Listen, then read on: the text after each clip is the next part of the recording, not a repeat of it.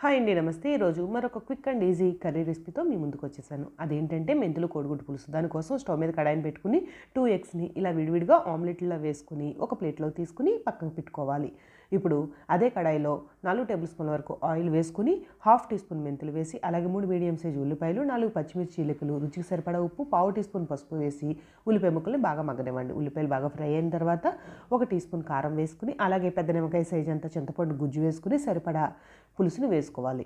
ఇప్పుడు పులుసు మరిగేటప్పుడు 2 టీ స్పూన్ల బెల్లం తురుమును వేసుకోండి.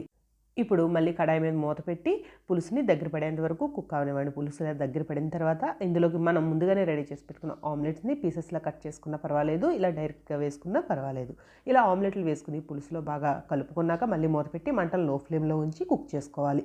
ఇప్పుడు పులుసు ఇలా దగ్గర పడిన తర్వాత ఇందులోకి కొద్దిగా కొత్తిమీర తురుము జల్లుకుని స్టవ్ ఆఫ్ చేసేసుకుంటే ఎంతో రుచిగా ఉండే మెంతులు కోడిగుడ్డు పులుసు రెడీ అయిపోతుంది. Thanks for watching.